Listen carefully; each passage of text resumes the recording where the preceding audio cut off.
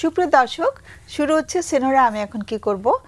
আর আমরা আজকে যে টপিক নিয়ে আলোচনা করব সেটা হচ্ছে যে আমরা শৈশবে যখন কোনো কিছু নিয়ে মনে কষ্ট পাই তখন আমরা কার কাছে যেতে ভালোবাসি? তার কাছে যেতে চাই যে আমাকে কেন আমি ব্যথাটা পেলাম, আমি কি দুষ্টুমি করেছি সেটা আমাকে জিজ্ঞেস না করে আমি যে ব্যথাটা পেয়েছি, আমরা সে মনের ব্যথাই হোক বা শরীরের ব্যথাই হোক, আমি যে ব্যথাটা পেয়েছি সেই ব্যথাটার দিকে আগে তাকায়। আমরা অনেক সময় পড়ে গিয়ে ব্যথা পাই ছোটোবেলায়, আমি বলছি একদম যখন আমাদের ব্যক্তিত্বটা গড়ে উঠছে তখন সেই সময়টা 7-8 বছর বয়সের মধ্যে, তখন আমরা ব্যথা, মনের ব্যথা, শরীরের ব্যথা অনেকভাবেই পেতে পারি। কিন্তু তারা যদি আমাদেরকে বকাঝকা করেন যে তুমি ওখানে গেলে কেন বা ওর সাথে তুমি ঝগড়া করলে কেন, তাহলে কিন্তু তার কাছে কথাগুলো বলতে ইচ্ছে করবে না। কারণ সেই মানুষটি আমি যে ব্যথা পেয়েছি মনে বা শরীরে সেটার দিকে না তাকিয়ে আমাকে আগে জাজ করা শুরু করেছেন, আমাকে আগে উপদেশ দেওয়া শুরু করেছেন। কাজে তাদের কাছে আমাদের খুব একটা যেতে ইচ্ছা করে না। তো বলা হয় যে আমাদের অ্যাটাচমেন্ট ফিগার খুব দরকার হয় শৈশবে। আমরা তাদের সাথে অ্যাটাচড ফিল করি যারা আমাদের মনটা স্পর্শ করতে পারেন। তো আমাদের জীবনে এরকম কিছু অ্যাটাচমেন্ট ফিগারের খুব দরকার হয়, সিকিউর অ্যাটাচমেন্ট বলা হয় এটাকে।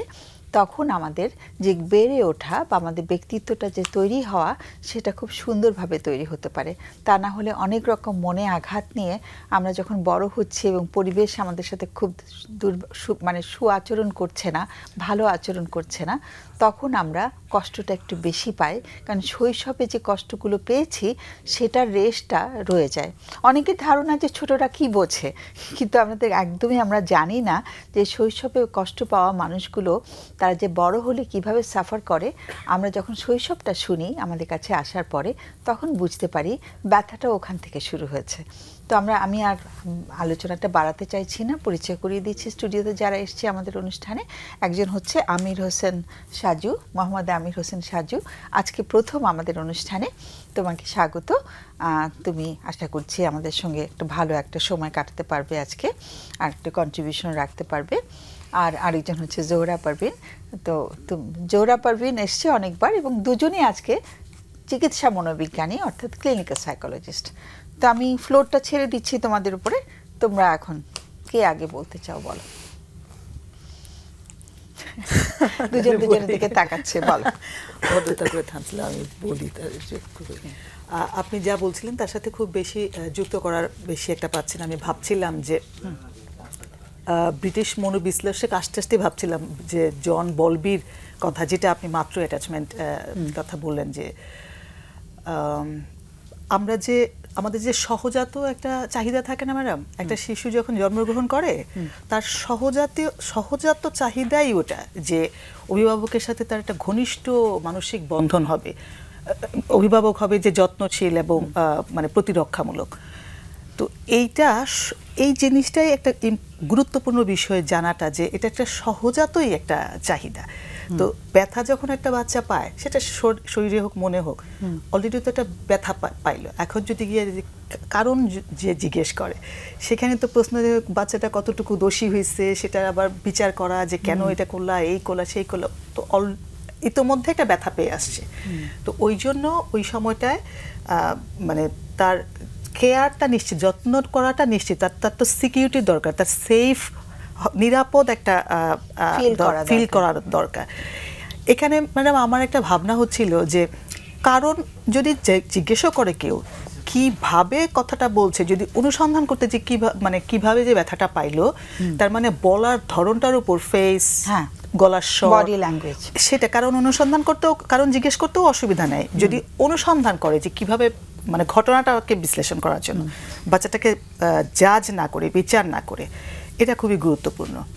আর কিছু বলতে চাই, আমিরকে ফ্লোর দিতে চাই। ঠিক আছে, থ্যাংক ইউ ম্যাডাম। যে টপিকটা নিয়ে শুরু করেছেন, এতটা ডিটেইলে খুব অল্প করে হলো যে মূল কথাগুলো বললেন। এখন শিশুরা, আমরা যেটা হয়েছে আমাদের দেশে, বা আমরা যদি বলি আমাদের চারপাশে তাকালে দেখি যে আমরা সবসময় ইনকোয়ারি করতে পছন্দ করি। সাজু, একটু তোমাকে থামাতে হচ্ছে, আমাদের বিরতির সময় চলে আসে, তো একটু ফোনটা নিয়ে নিই। হ্যাঁ, তুমি এটা মাথায় রাখো, তারপরে আমরা এখান থেকে আবার আসবো। আমরা ফোনটা নিচ্ছি। হ্যালো, ওয়ালাইকুম সালাম, শুনতে পাচ্ছি। আমি যে আপনার অনেক ভক্ত অনেক আগ থেকে দেখি বিভিন্ন পত্রিকায়। ওকে, তো আজকে অনেক ধন্যবাদ লাগতেছে আপনার সাথে মানে যে কয়েক বছর ধরে আমি টেস্ট করতেছি লাইন পাই। আচ্ছা, তো গত সপ্তাহে লাইন পাইছিলাম আর কি। হ্যাঁ ঠিক আছে। আমার সমস্যাটা আপনার ওই বিল্ডিং এ থাকলে ভয় লাগে, আপনার গাড়ি তুলতে ভয় লাগে, তো এগুলা আপনার বন্ধ জায়গাতে যেতে ভয় লাগে। জি, এই পরের মধ্যে ধরেন আমরা আটকা থাকলে ভয় লাগে, লিফটে উঠলে ভয় লাগে, আগে লাগতো না আর কি। কবে থেকে শুরু হয়েছে ভয় লাগাটা? এটা আমি 2010-এ আমার মার সাথে একটু কথা কাটাকাটি হওয়ার পরে মা রাত করে গ্রামে চলে যায়।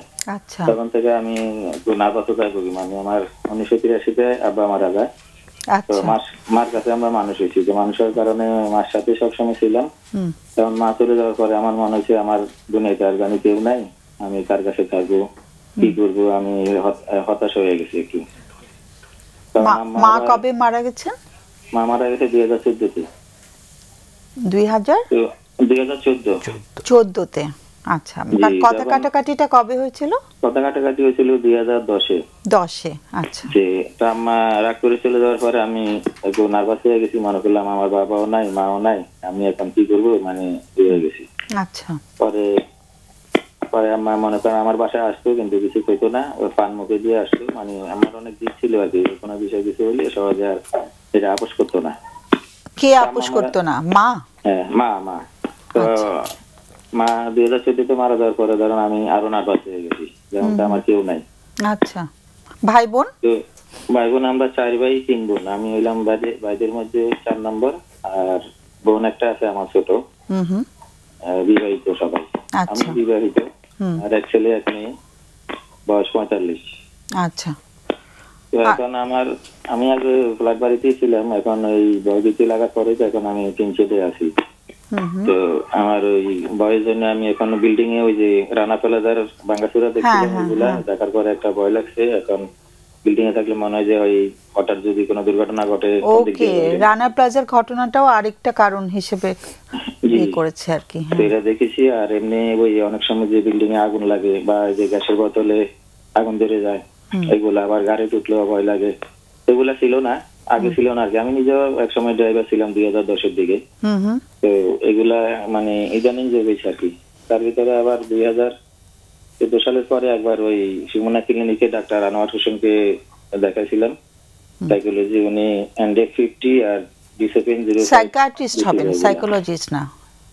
হ্যাঁ, সাইকিয়াট্রিস্ট, মনোরোগ বিশেষজ্ঞ। হ্যাঁ, জি, মনোরোগ বিশেষজ্ঞ। ওনার দেখাই এগুলা খাওয়ার পরে আমি ঘুম থেকে উঠতে পারি না, আবার রাত্রে ঘুম ঠিক মতো হয় না। যেমন সবাই ঘুমিয়ে যায়, আমার মনের ভিতরে সারাক্ষণ বিভিন্ন দুশ্চিন্তা গুলা ঘুরে। যেমন আমি মরে গেলে কি হইব, তারপরে আমার আশেপাশে কেউ নাই, মানে জানা বাসতায় ভুগি আর অনেক দুশ্চিন্তা কাজ করছে আর কি। জি, আর এগুলা মানে আমার ওই মনে আনতে চাই না। তারপরে দেখা গেছে এমনি কয়েকজনের সাথে আলাপ করছে, ওরা বললে যে আপনি মনে করেন যে এক সময় তো সবাই মারা যাবে, ওইটারে চিন্তা করে আল্লাহর উপর ভরসা রেখে চলেন, তাহলে আপনার ডাক্তার দেখাইলে না। বুঝতে পারছি, অনেকেই তো অনেক রকম কথা বলেন। হ্যাঁ, যে ঘুমের ওষুধ দিয়ে ডাক্তারের সবাই থেকে আপনার ব্যবসা বাণিজ্য বন্ধ হয়ে যাবে। এখন আমি ঘুম থেকে উঠতে পারি না দেখে আমি সকালে ব্যবসা করতে পারি না, আমি বিকালে করি।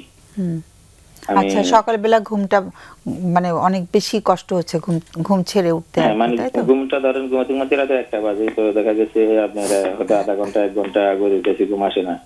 সবাই ঘুমিয়ে গেছে কিন্তু আমার ঘুম আসে না। আবার যদিও ঘুম আসে, আবার 1 ঘন্টা বা 1.5 ঘন্টা পরে হয়তো ঘুম কোনো কারণে ভেঙে যায়। আচ্ছা, ডাক্তার ওষুধটা মানে রাতে কখন খেতে বলেছেন? সন্ধ্যার দিকে খেয়ে নিলে?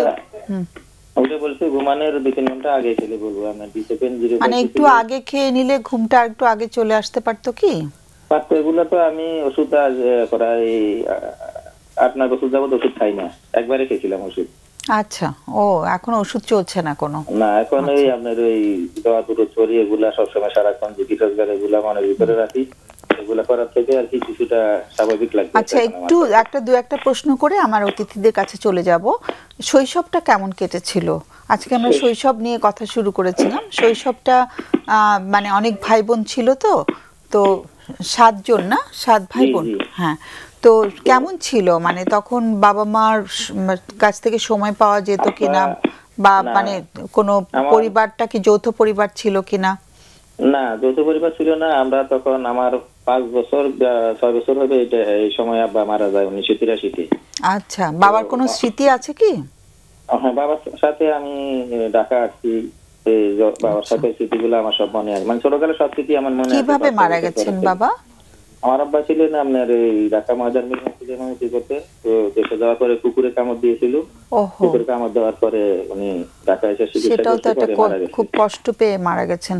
আর তাহলে একটু কি সংসারে একটু টানাটানি হয়েছিল? সংসারে টানাটানি অনেক ছিল, বড় 2 ভাই ছিল, ওরা সংসার চালাইছে।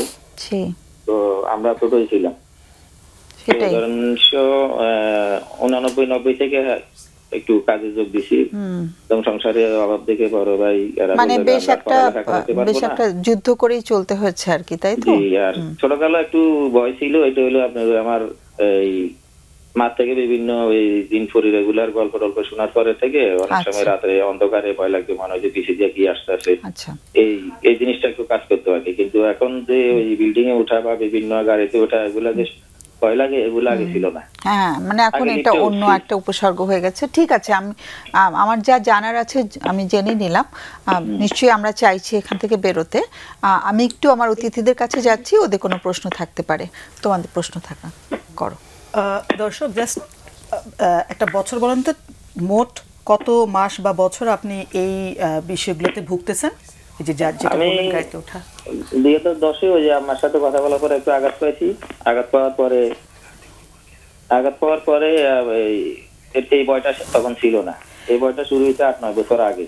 8-9 বছর ঘটনাগুলো দেখার পরে এগুলা মনের মধ্যে কাজ করে। আশেপাশে 2-1টা দেখছিলাম, বিল্ডিং এ আগুন লাগা। আপনি দেখার পরে আমার মনে হয় যে বিল্ডিং এ থাকলে আমি মনে হয় হঠাৎ দুর্ঘটনা ঘটলে আচ্ছা, বুঝতে পেরেছি। দর্শক, আপনি এই যে যখন লিফটে আটকা যে ভয়টা যখন লাগে, তখন আপনি কি করেন? আপনি আটকা পড়ে গেলেন, ভয় লাগলো, করেনটা কি তখন? আমি ওই ভয় লাগার পরে লিফটে উঠিয়ে নেই। এখন আপনি লিফটারে এড়ায় চলেন? না, আমি এখন ওই এই যে আপনার মাসখানেক আগে ন্যাশনালে গেছি, ডাক্তার 8 তলায় থাকে, তা আমি সিঁড়ি বাইয়ে 8 তলায় গেছি আমার ওয়াইফকে নিয়ে। ওকে, ঠিক আছে। খুবই পরিষ্কার, মানে ওনাকে আমি একটা ধন্যবাদ দিতে চাই যে উনি এত চমৎকার করে ওনার লক্ষণগুলা যে আপনি বলেছেন, যে আপনি খুব সুন্দর করে, মানে আমি শুনছিলাম যখন আপনি আপনার সমস্যাগুলো বললেন, এত সুন্দর করে গুছিয়ে আপনি বলেছেন দিন, সময় এবং কত বছর এবং কারণগুলা, এবং এটা খুবই ভালো হলো আপনি শেয়ার করাতে। আমরা হয়তো আপনাকে এই অনুষ্ঠানের মাধ্যমে আমরা কোনো সহযোগিতা করতে পারবো। আমরা আলোচনা করি তাহলে। অনেক অনেক অনেক ধন্যবাদ ফোন করার জন্য। আমাদের অতিথিরাও খুব অ্যাপ্রিশিয়েট করছে। আমরা আলোচনা করছি, আমাদের আলোচনাটা শুনলে ভালো হয়। ওকে সাজু, তোমাকে দিয়ে শুরু করি। তুমি কোনো প্রশ্ন করোনি, কিন্তু তোমাকে থামিয়ে দিয়েছিলাম এর আগে। আচ্ছা, আমাদের সময়ে 5 মিনিট আলোচনা করতে পারবো মনে হয়। আচ্ছা, আমি আগের বিষয়টা একটু, তুমি আজ এই ফোনটা বলে পরে বিষয়টা, গেস্টের যে বিষয়টা, ওনার বুঝাই যাচ্ছে যে উনি এখন একটা প্যানিকের মধ্যে আছে। এখন উনি এই ক্ষেত্রে আমরা দেখি যারা প্যানিকে ভোগে তাদের মধ্যে কিন্তু এই ভীতিগুলা সব সময় থাকবে, এবং এটা উনি চাইলেও এটা চলে যাবে তা না। তো এটার জন্য আমরা সবচেয়ে ভালো হচ্ছে, যেমন উনি ওষুধ খাচ্ছেন, পাশাপাশি ওষুধ এখন খাচ্ছেন 8 বছর ধরে, কিছু মানে ওষুধ খাওয়ার পরে এখন আবার বন্ধ করে দিয়েছে। কিন্তু উনি যদি এই যে লিফটের কথা বললো, উনি 8 তলায় উঠতে পারে, তো এর মানে হচ্ছে যে ওনার চেষ্টাটা আছে। এখন উনি যদি একটু সাপোর্ট নেয় কারণ এটা আসলে মূলত আমরা যে কাজটা দেখি, আমাদের কাছে যে পেশেন্টরা আসে তাদেরকে আমরা দেখি যে তারা যখন বুঝতে পারে এটা কোন মানে ঘুরছে কিভাবে সেই রোগটার মধ্যে, এটা যখন সে বুঝতে পারে, এটা যখন সে বুঝে ফেলে যে আমাকে আসলে ঘুরছে কিভাবে, আমরা সেটা নিয়ে কাজ করি, তখন দেখা যায় ওনারা খুব দ্রুত এখান থেকে বের হইতে পারে। মানে তুমি বলছো যে যারা চিকিৎসক, মানে কি বলে, মনোচিকিৎসক না, কিন্তু যারা থেরাপি দিচ্ছেন, সাইকোথেরাপি যারা দিচ্ছেন, সাইকোলজিস্ট যারা সাইকোথেরাপিতে প্রশিক্ষণ নিয়ে থেরাপি দিচ্ছেন, তাদের কাছে যখন আসছে, হ্যাঁ, তো আমরা সেই কানেকশনটা তাকে দেখাই, কারণ এখানে একটা কানেকশন আছে। এটা উনিও হয়তো বুঝে, হয়তো বুঝতে পারছেন না দর্শক। তো আমরা সেটা দেখাই যে আমরা আসলে যে আমরা যে চিন্তা যেভাবে করি, আমাদের আচরণগুলা, আমাদের ইমোশনগুলো ওইভাবে একটা চক্রের মধ্যে ঘুরতে থাকে। তো তো ওইটা আমার চাইলেও যে উনি চাইলেই যে বন্ধ করে দিতে পারবে, আমরা বললেই যে বন্ধ হয়ে যাবে, বিষয়টাও তা না। কিন্তু সেখানে কিছু দক্ষতায় যদি একটু উনি শিখে নেয় কারো সহযোগিতা নিয়ে, তাহলে উনি এটা থেকে আমার মনে হয় উনি বের হওয়ার সুযোগ আছে। ওরা উনি চেষ্টাটা করে দেখতে পারে কারো সহযোগিতা নিয়ে। ওকে, জোহর একটু যোগ করতে চাই ম্যাডাম। আমি দেখছিলাম উনি কাজে যোগ দিয়েছেন 1989, তার মানে 12-13 একটা মানে কিশোর একটা ছেলে, মানে ওই সময় ওনার কাজে যোগ দেওয়ার কথা না। তার মধ্যে বাবার আদরটা পায় না, বাবার মৃত্যু হয়েছে খুবই শৈশবে, মানে 6 বছর বয়সে। হ্যাঁ, এবং মানে কিরকম তাও উনি কুকুরের কামড়ে মারা গেছেন, মানে খুবই ছোটবেলার একটা ব্যাপার। আমরা শুরুতেই আপনি বলতেছিলেন না শিশুর ছোটবেলার অ্যাটাচমেন্টের কথাটা, এখন ওনার জীবনটা শুরুই হয়েছে একটা ইনসিকিউর, একটা অনিরাপদ একটা অধ্যায় দিয়ে। তার মধ্যে জিন ভূতের ওই যে জিন পরীর গল্প শুনে আমি দেখছিলাম যে উনার মধ্যে ওই ভয়ের বীজটা ছোটবেলা থেকেই ছিল। তো এখন এই যে লিফটে উঠা, বিল্ডিং এ ফ্লোরে আটকা, এটা তো একটা শাখা প্রশাখা, মানে গাড়িতে উঠতে পারছে না। হ্যাঁ, ওই ভয়ের জিনিসটা তো। আচ্ছা, আমি যেই জায়গাটা বলতে চাই এখন, ওনার সলিউশনটা কি? ওনার ব্রেন কিন্তু একটা লেখা হয়ে গেছে ওনার ব্রেনে যে এটা ভয়। এখন উনি যে এড়ায় চলতেছে সবকিছু, তাতে কিন্তু ব্রেনটা বুঝেই যাচ্ছে যে হ্যাঁ এটাতে অসুবিধা, লিফটে অসুবিধা, বিল্ডিংয়ে অসুবিধা। তো উনি যদি এই বিজ্ঞানের এই বিষয়টা যদি একটু সচেতন থাকেন, যে যদি উনি না এড়ায়, ওনার কষ্ট হবে, অনেক কষ্ট হবে, উনি শ্বাস প্রশ্বাসের ব্যায়াম করবেন, কিন্তু উনি যদি 1 বার 2 বার 3 বার উনি যদি না এড়ায়, তাহলে ওনার ব্রেনের মধ্যে রেকর্ডিং হবে, পুনরায় লেখা হবে, ও লিফটে ওঠা এটা কোনো ব্যাপার না, ও এটা কোনো বিষয় না। সেটা অনেকবারই ট্রাই করতে হবে আর কি। যেটা বলা হয় যে লিফটে আমি 1 তলা পর্যন্ত গেলাম, খুব আমার দম বন্ধ লাগছে, আমি নেমে গেলাম, তারপরে আবার আমি 2য় তলায় গেলাম, অল্প অল্প করে ব্রেনটা শিখে যাবে, মানে ব্রেনের মধ্যে আবার এটা লেখা হয়ে যাবে যে ও আচ্ছা এটাতে কোনো ভয় নেই। আবার আমাদের লিফটে তো আছে, ওই যে একটা কল করা যায়, আর লিফটে ঘটনা কার কি অসুবিধা হচ্ছে না।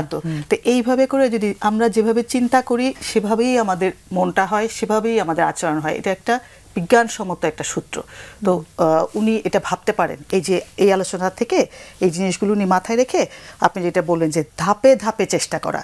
ওনার ভয়টা একদিনে হয় নাই, ওনার ভয়টা এক রাতে চলেও যাবে না, কিন্তু ধাপে ধাপে চেষ্টা করতে গেলে উনি ঠিকই এটা থেকে বের হইতে পারবেন। সেই আমি একটা ওই যে লন্ডনে যে আন্ডারগ্রাউন্ড ট্রেন আছে, আমি একটা মানে ভিডিও দেখছিলাম অনেক আগে, মানে ভিডিও দেখছিলাম বা পড়ছিলাম কোথাও, আমার মনে নেই। তো আন্ডারগ্রাউন্ড ট্রেনে উঠলেই ও এত ভয় পেত, ও নামার জন্য অস্থির হয়ে যেত, কিন্তু ট্রেন তো খুব তাড়াতাড়ি দরজা বন্ধ হয়ে যায়। তো ও তখন থেরাপিস্টকে জিজ্ঞেস করেছে যে আমি কি করব। থেরাপিস্ট বলছে তুমি পরের স্টেশনে নেমে যাবে। হ্যাঁ, তো থেরাপিস্ট বলছে যে তুমি যদি চাও আমি তোমার সাথে ট্রেনে উঠবো। সো যাই হোক, উনি ট্রেনে উঠেছিলেন কিনা সেটা জানি না। মানে মোট কথা কারোর সহায়তাও নেওয়া যেতে পারে, কাউকে সঙ্গে রাখা যেতে পারে, যে আমি পরের স্টেশনে নেমে গেলাম বা পরের ফ্লোরে নেমে গেলাম। এইভাবে কিছুদিন ট্রাই করা, এবং যেটা তুমি বললে যে দীর্ঘশ্বাস যেটা নেওয়া, বড় করে শ্বাস নিয়ে ধরে রেখে তারপরে ছাড়া, এটাতে করে ব্রেন যখন বেশি অক্সিজেন পাচ্ছে, ব্রেন কিন্তু আমাদেরকে তখন সাহায্য করে, তাই না? তো সেই জন্য আমরা যখন বড় করে নিঃশ্বাস নিই, যেটাকে 4-4-7-8 বলা হয়, যে 4 সেকেন্ড আমি দমটা নেব, 7 সেকেন্ড ধরে রাখবো, 8 সেকেন্ডে আমি ছাড়বো মুখ দিয়ে, নেব নাক দিয়ে, তাহলে কিন্তু আমাদের এই আস্তে আস্তে ব্রেনও কিন্তু অনেক বেশি সচল হতে পারে। উনি চাইলে ইউটিউবে দেখতেও পারে যে শ্বাস 4-7-8 দিয়ে সার্চ করলে পেয়ে যাবে। এছাড়াও মানে প্রতিদিন এক্সারসাইজ করলে, বা যেটা এক্সারসাইজের কথা তুমিও বলছিলে বোধহয়, মানে একটু এক্সারসাইজ করলে খুব ভালো হয়। এক্সারসাইজ অবশ্যই, কারণ আমরা যখন শারীরিক ব্যায়ামটা করি তখন কিন্তু আমাদের বডির যে রক্ত চলাচল থেকে শুরু করে বিরতির সময় প্রত্যেকটা জিনিস ঠিকভাবে চলে। সেই তো আমরা বিরতি থেকে ঘুরে আসি, বিরতির সময় হয়ে গেছে। সুপ্রিয় দর্শক, আমরা ছোট্ট একটা বিরতিতে যাচ্ছি, ফিরে আসবো একটু পরে।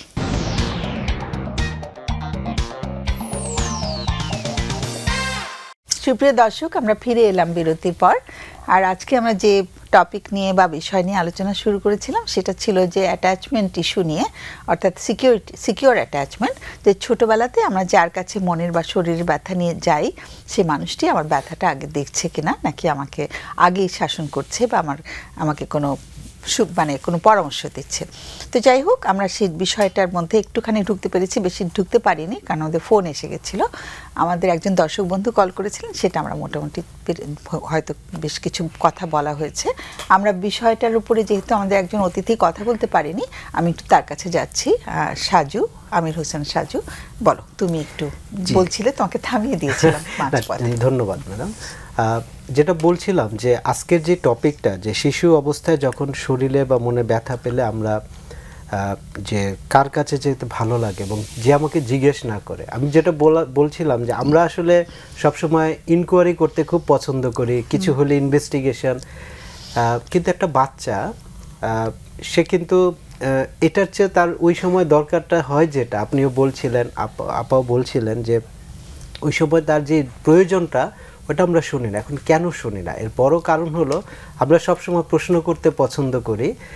এখানে সব যে ঝামেলাটা হয় সেটা হলো ইফেক্টিভ কমিউনিকেশন, যে দক্ষতা একটা বিষয়, এটা আমরা আসলে কখনোই করি না।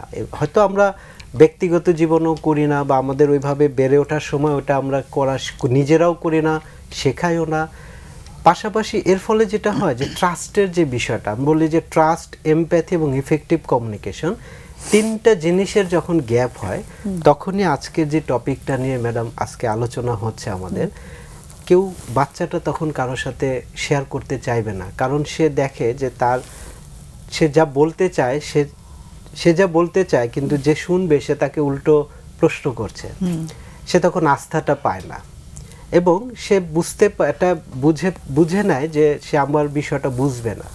এবং বাচ্চারা কিন্তু খুব ভালো অবজারভার, এটা আমরা হয়তো সবাই জানি কিনা, দর্শকদের উদ্দেশ্যে বলতে চাই, মানে বাচ্চারা শরীরের ভাষাটা অনেক ভালো বোঝে বড়দের তুলনায়, অনেক বোঝে। এবং আমরা মনে করি বাচ্চারা কিছুই বোঝে না, আসলে ঠিক তা না, ঠিক উল্টোটা। বরঞ্চ ওরা আমাদের এত বেশি অবজার্ভ করে, আমরা খেয়াল করি না বলে ওদের নিডটাই আমরা বুঝি না। সো যখনই বাচ্চার নিডটা আমরা না বুঝতে পারবো, তখনই আসলে বাচ্চার সাথে আমার একটা গ্যাপ তৈরি হবে, এবং ও তখন খুঁজতে থাকবে কে তার জায়গাটা বোঝে, ঠিক সেই জায়গাটাই সে যাবে যার সাথে সে অ্যাটাচ ফিল করে। সো এই জন্যই আসলে যে বাচ্চাদের সাথে যদি আমরা একটু এমপ্যাথেটিক হই, তাদের সাথে একটা ট্রাস্ট বিল্ডিং, অনেক এমপ্যাথেটিক হতে হয়, অনেক বেশি, অনেক দরকার, ট্রাস্টটা তৈরি করতে পারি, এবং তাদের সাথে যদি ইফেক্টিভ কমিউনিকেশনটা আমরা করতে পারি, তার নিডটা যদি বুঝতে পারি, সে অবশ্যই সে কাউকে খুঁজে নেবে এবং সে উপকৃত হবে। ওকে, থ্যাংক ইউ সাজু। আমরা একটা ফোন আছে, ফোনটা নিয়ে আসি। হ্যালো। জি, আসসালামু আলাইকুম। ওয়ালাইকুম সালাম, শুনতে পাচ্ছি। জি, প্রথমেই বাংলা ভিশন শ্রোতা দর্শক এবং আপনাকে সহ দুজন গেস্ট সহ সবাইকে Valentine. Thank you so much. 12টার সময় অতিক্রম হয়ে গেছে, প্রোগ্রামটি তো 12টার আগে ইনিশিয়েট হয়েছিল। তো এবার আমার বিষয়টাতে আসি। আচ্ছা, এখানে যেহেতু দুজন গেস্ট, দুজনই কি বলে চিকিৎসা মনোবিজ্ঞান, তো সেক্ষেত্রে আমার প্রশ্নটা রাখতে একটু সহজ হচ্ছে। তো আমি একজন ভিজুয়ালি ইম্পেয়ার্ড, তো সেই ক্ষেত্রে আমি যেটা আমার সরি, ভিজুয়ালি ইম্পেয়ার্ড। ও ভিজুয়ালি ইম্পেয়ার্ড, আচ্ছা আচ্ছা, ওকে। তো আমার প্রবলেমটা হচ্ছে ওই মেমোরি লস আর কি। আচ্ছা, তো এমনিতে ধরুন কোনো ঘটনা হয়তো ভুলে যাওয়া, বা এখন কোন কাজটা করেছি, কিংবা খানিক পরে কোন কাজটা আমাকে করতে হবে, সেগুলো ভুলে যেতে পারি, বা অনেকে হচ্ছে এটা ইউজুয়ালি। তো আমার যেটা হচ্ছে কি, আমি ছোটবেলা থেকে তো গান করতাম, এখনো করি। আচ্ছা, তো ছোটবেলা যে গানগুলো করতাম সেগুলো কোনো প্রবলেম হয় না সেগুলো, কিন্তু এখন হচ্ছে বিভিন্ন প্রোগ্রামে গান করতে গেলে অনেকটা নিজেকে মানে একটু বিব্রতকর অবস্থায় পড়তে হয়, এবং গানের লিরিক্স ভুলে যাই। তো দেখা যায় বাসা থেকে রিহার্সেল দিয়ে গেলাম, স্টেজে মাইক্রোফোন হাতে নিয়ে পাচ্ছি না।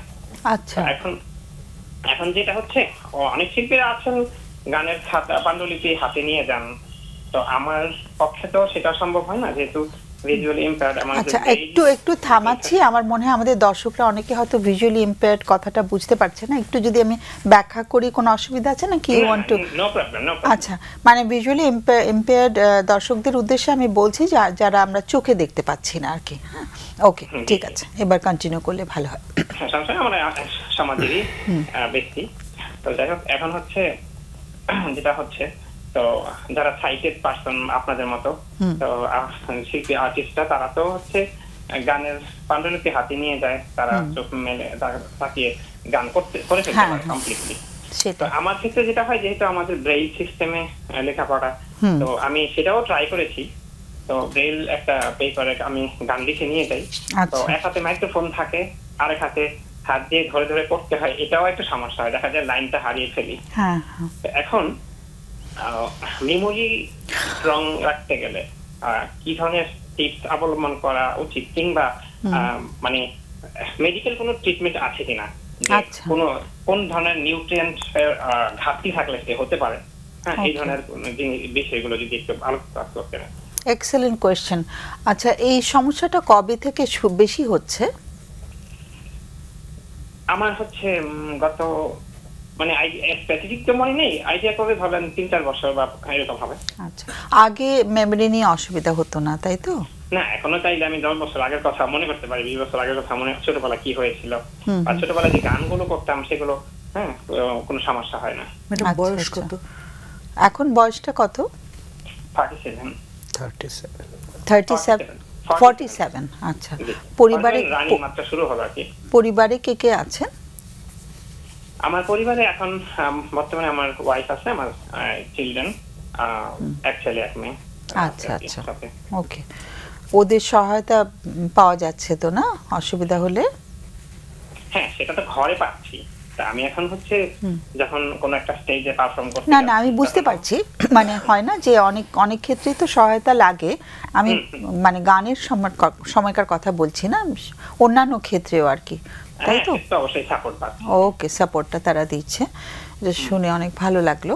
তো আমি প্রশ্নটা যতটুকু বুঝতে পেরেছি যে কি কি কি ধরনের ব্যবস্থা গ্রহণ করলে মেমরিটা একটু ভালো কাজ করবে, তাই তো?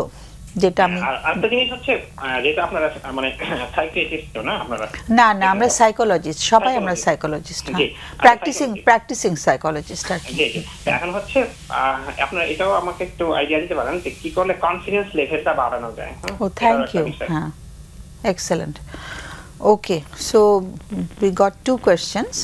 আমি চলে যাচ্ছি আমার অতিথিদের কাছে, ওদের কোনো কোয়েশ্চেনও থাকতে পারে, কোনো প্রশ্ন থাকলে করো। আমি একটা প্রশ্ন করতে চাই, আপনি একটু বলবেন যে এখন আপনি গান ছাড়া আর কোনো পেশায় কি আছেন, নাকি শুধু এটাই করছেন আপনি? আমি হচ্ছে আমার কি বলে এমএসএস বিজনেস, মোবাইল রিচার্জ, বিকাশ, নগদ, এগুলো আর কি। এটা সারা দিনে মানে এটার পিছনে আপনার কি রকম ইনভলভমেন্ট থাকে, মানে সকাল থেকে? বলতে গেলে সারাদিনই বলতে গেলে, হ্যাঁ, আমি ওভার ফোনে অনেকে সার্ভিস দিয়ে থাকি, যারা পরিচিত জন, যারা শুভাকাঙ্ক্ষী, তাদেরকে মানে ওভার ফোনে সার্ভিস দিয়ে থাকি, আর প্র্যাকটিক্যালি যারা কাস্টমার আসে তাদের তো দিই। আচ্ছা, তো ঘুমের সময়টা কি পর্যাপ্ত পান? হ্যাঁ, এটা একটা ভালো প্রশ্ন করেছেন। আমার ঘুমটা অ্যাকচুয়ালি হচ্ছে ডক্টরদের মতে হচ্ছে একজন মানুষকে 8 ঘন্টা টানা ঘুমাতে হয়। ওটা অবশ্য হচ্ছে না, টানা ঘুমাতে পারি না, কারণ রাতের ঘুমটা যেটা ঘাটতি থাকে ওটা আবার দিনের বেলা হয়তো একটু অবসর সময় ঘুমাই, রানতে পরে ওই হয় আর কি। ওকে, আপনি আপনার যে শেষ প্রশ্ন এটা করেই শেষ করব, যে আপনার এমনি গানের বিষয়টা আমরা বুঝতে পারছি আপনার হচ্ছে, কিন্তু এমনিতে আমি যদি এক কথায় জানতে চাই, আপনার দৈনন্দিন যে জীবনটা চলছে, আপনি যে ব্যবসাটা করছেন, আপনার একটা সংসার আছে, সব মিলে আপনার জীবনটা কেমন যাচ্ছে? আপনি কি মনে করেন যে ঠিকঠাকই আছে, নাকি ঠিক খুব একটা ভালো যাচ্ছে না? ভালো, হ্যাঁ, মানে ওভারঅল বিষয়টা যদি বলি তাহলে হচ্ছে আমার, হ্যাঁ, কিছুটা আমার ডিপ্রেশন আছে অবশ্য। যেমন আমি বিজনেসটা করতে গিয়ে কিছু কাস্টমারটা আমার হচ্ছে সাথে প্রতারণা করেছে, এই শিকারও হয়েছি। হ্যাঁ, এটা একটা মানে বিষয় আছে আর কি। ওকে, ঠিক আছে। আমার প্রশ্ন, দর্শক, জি শুনতে পাচ্ছি। হ্যালো, জি, হ্যাঁ শুনতে পাচ্ছি। আপনার ওয়াইফের সাথে আপনার সম্পর্কটা কেমন? এক কথায়, আমাদের সময় একটু কমতি আছে তো। খুবই ভালো, খুবই ভালো। আর যে আমির হোসেন যে জিজ্ঞেস করছে, আপনি যে বলছিলেন না যে 8 ঘন্টা আপনি একটানা ঘুমাতে পারেন না, এটা নিয়ে আপনার ভাবনাটা কি? এই যে পাচ্ছেন না আপনি 8 ঘন্টা একটানা ঘুমাতে, এটা নিয়ে আপনার ভাবনাটা কি? অ্যাকচুয়ালি এই ডিসিপ্লিনটা আমার জানা ছিল না। আমি হচ্ছে টেলিভিশনে বিভিন্ন ডক্টরদের প্রোগ্রামগুলো শুনি আর কি, হ্যাঁ, হেলথ প্রোগ্রাম যেগুলো হয়ে থাকে। তো ডক্টররা যখন আমি এই গাইডলাইনটা পেলাম যে একটানা 8 ঘন্টা একজন মানুষকে ঘুমাতে হয়, তখন থেকে আমার একটু ভাবনার জন্ম নিল। ভাবনাটা এটা তো আমার পক্ষে সম্ভব হয় না, এটাই আর কি। ভাবনাটা কি সম্ভব তো হচ্ছে না, এরপরে এটা নিয়ে আপনার কোনো ভাবনা আছে নাকি আপনি অ্যাডজাস্ট করে নিয়েছেন? অ্যাডজাস্ট আগে করে নিতাম, হ্যাঁ, যেহেতু এখন এই যে একটা ডিসিপ্লিনারি একটা বিষয় জানলাম ডক্টরদের কাছ থেকে, তখন এটা নিয়ে আমার ভাবনা হলো, যেহেতু ডক্টরদের গাইডলাইন। ভাবনাটা যদি একটু বলেন, আপনার ভাবনাটা। হ্যাঁ, 8 ঘন্টা একটানা কেন ঘুমাতে পারছি না, এটা কি আমার কোনো ন্যাচারাল প্রবলেম নাকি ইনহারেন্টলি এটা এভাবেই চলে আসছে, এভাবেই যাবে আর কি, এরকম। আচ্ছা, ঠিক আছে, প্রশ্ন ভুলে গেছি। আর প্রশ্ন নেই? একটা প্রশ্ন ছিল, ভুলে গেছি। আচ্ছা, ঠিক আছে, মনে পড়লে পরে, ঠিক আছে, মনে পড়লে পরে আমরা এখানে স্টুডিওতে আলাপ করে নেব। অনেক অনেক ধন্যবাদ, আমরা ভীষণ কৃতজ্ঞ এবং আমরা চাই যে সমাজের বিভিন্ন কষ্টের মধ্যে থাকা মানুষ, বিভিন্ন ধরনের কষ্টে থাকা মানুষরা এখানে ফোন করে, আবার শারীরিক একটা যখন কষ্ট থাকে তখন সেটা আরেকটা কষ্ট হয়ে যায়। তো আমরা ভীষণ কৃতজ্ঞ এবং সহমর্মিতা জানাচ্ছি আমাদের সবার পক্ষ থেকে, আমরা আলোচনা করছি। তো আমি একটু শুরু করতে চাই ম্যাডাম। আমি যখন মনে করতে পারছিলাম না, আমি একটু খারাপ ফিল করছিলাম, পরে একটা একটা চিন্তা মাথায় আসলো, আমি ভালো ফিল করছি যে দর্শক দেখবেন, আর মহিলা তো নিজেও ভুলে যায়, এক্ষণের মধ্যে ভুলে গেছে। তো আমারও আছে এটা, যে উনি যে মেমোরি লস বলেছেন, ভুলে যাওয়াটা আমার মধ্যে আছে, আমাকে খুবই ভোগান্তি করি আমি। তো আমি এটা কবে থেকে শুরু হয়েছে, আমি তোমাকে দর্শক বানিয়ে জিজ্ঞেস করি, দর্শকের কেসটা নিয়ে আলাপ করে নেই, পর প্রোগ্রাম শেষে আপনার সাথে শেয়ার করব। ওকে, ঠিক আছে। তো এটা ভালো ফিল করছি আমি যে দর্শক দেখবেন যে উনি তো আর একা না, উনি আশেপাশেও দেখবেন যে এটা একটা স্বাভাবিক একটা ঘটনা, এবং আমি দর্শককে জানাতে চাচ্ছি আমি তো ভীষণ ফাংশনাল এবং প্রোডাক্টিভ এবং ভীষণ সন্তুষ্ট একজন মানুষ, এটা দর্শককে জানাচ্ছি। আচ্ছা, আমি যেটা ভাবছিলাম ম্যাডাম, সেটা হচ্ছে এই 3-4 বছর ধরে কিন্তু উনি সাফার করছেন না, ঠিক শুনলাম? 3-4 বছর না? হ্যাঁ, 3-4 বছর, তাই না ম্যাডাম? আর একটু আগে মনে হলো, আর একটু 4-5 বছর। এখন এই 47 বছরের মানুষটা 4-5 বছর আগে থেকে কেন, কি হয়েছে 4-5 বছর আগে? কিছু একটা হয়েছে নিশ্চয়ই, এবং তারপর থেকে ওনার মধ্যে একটা উদ্বিগ্নতা, ভবিষ্যৎ নিয়ে একটা দুশ্চিন্তা, বাচ্চাগুলোর বয়স জানি না, তারপরে জানি না বললে তো হবে না, জিজ্ঞেস তো করনি। তো যেটা বলছিলাম যে তাও ভাগ্য ভালো যে ওনার ওয়াইফের সাথে আজকাল খুব মানুষ এরকম দেখি না যে ওয়াইফের সাথে ভালো রিলেশন, এটা ওনার একটা খুব পজিটিভ দিক। তা আমার কাছে মনে হচ্ছে ম্যাডাম, মেমোরি লস যে শব্দটা, এই শব্দটা ঠিক না, শব্দটা হচ্ছে যে ভুলে যাওয়া। এবং জ্বর হলে যেমন বমি হয়, মাথা ব্যথা হয়, যেমন উপসর্গ হয়, ঠিক তেমনি মনের মধ্যে উদ্বিগ্নতা, ভবিষ্যৎ নিয়ে দুশ্চিন্তা থাকলে মানুষ ভুলে যায়। আর অতিরিক্ত ওয়ার্কলোডে, যেমন আমি ওয়ার্কলোডে ভুলে যাই, তো ওনার কিছু একটা, দুইটার মধ্যে কিছু একটা হবে, বা ডিপ্রেশনেও মানুষ ভুলে যায়, এটা একটা উপসর্গ, ওটা নিয়ে চিন্তা করার কিছু আমি দেখি না। আর টানা আমার কাছে মনে হয়েছে যে ওনার মনটার মধ্যে কিছু চিন্তা আছে যেটা লেস হেল্পফুল, যেটা ওনাকে আরো ঝামেলায় ফেলতেছে। একটু বললো যে ব্যবসার ক্ষেত্রে একটু পেছে, একটু ঝুঁকি যাচ্ছে, এবং ঝামেলা যাচ্ছে, টানা 8 ঘন্টা ঘুমাতে পারি না। আমি এই দুঃখে থেকে আমি অতিক্রম করে উঠে গেছি, 8 ঘন্টা আমিও ঘুমাইতে পারি না, কিছুতেই পারি না কাজের জন্য। আসলে 8 ঘন্টা না, 6 থেকে 8 বলা হয়, কিন্তু টানা পারি না ম্যাডাম, আমি 2 টুকরা করি না, টানা সম্ভব না, টানা পারি না কাজের কারণে। মানে 6 to 8 আওয়ার্স বলা হয়েছে, ঠিক টানা আমি জানি না, নিশ্চয়ই কোনো প্রোগ্রামে ডাক্তারই বলে থাকবেন, বাট 6 to 8 আওয়ার্স হচ্ছে অন এন অ্যাভারেজ বলা হয় আর কি। এবং 6 to 8 যদি ম্যাডাম এখন আমি বলতে পারি যে যদি টানা না ঘুমাই, মহাভারত অশুদ্ধ হয় না, পৃথিবী উল্টায় যায় না, সেটা আমি চলছি। আমি ওনার জন্য একটা মেটাফর, একটা উদাহরণ বলে শেষ করব। সেটা হচ্ছে উনি যদি কলব্রিজ খেলা দেখে থাকে, যে কার্ড যে খেলে, কার্ডের মধ্যে যে কত রকম 4 রকমের আছে না, যে চিরা, ক্লাব বা হার্ট শেপ বা রুইতন, যাই হোক। তা আমরা যদি স্পেড হার্ট, আমরা যদি যে আমরা 4 জন আছি সৌরভ ভাইকে সহ, আমরা যদি ডিস্ট্রিবিউট করে দেই, যেই কার্ডটা হাতে উঠবে ওখানে কিচ্ছু কিন্তু করার নাই, যে একটা কার্ড হাতে। মানুষের লাইফে কিছু গুড কার্ড থাকে, ওনার ওয়াইফের সাথে ওনার রিলেশনশিপ ভালো, এটা খুবই মানে খুব কম মানুষেরই থাকে এরকম। আর ওনার বেবি আছে, একটা ছেলে একটা মেয়ে, আরও অনেক গুড কার্ড থাকতে পারে। কিছু কার্ড যেটা ওনার পছন্দ না, তা লাইফ এভাবে আমাদেরকে এরকম র্যান্ডমলি কার্ড ছেড়ে দেয়।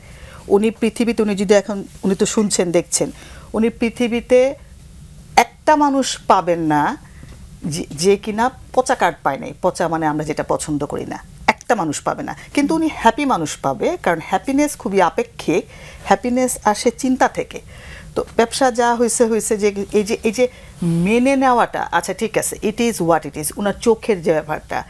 এবং আমি এটা শুনেছি ম্যাডাম, যে যারা কিনা একটা অঙ্গে, ওনার তো কোনো একটা অসুবিধা হয়েছে বলেই তো এটা হয়েছে, তো অন্য অঙ্গে কিন্তু তারা খুব ভালো থাকে। এমন হতে পারে যে ওনার মেমোরি অনেক বেশি শার্প হবে, উনি এখন এই যে উদ্বিগ্নতা, টেনশন এগুলো নিয়ে জড়ায় আছে বলে এটা একটা উপসর্গ।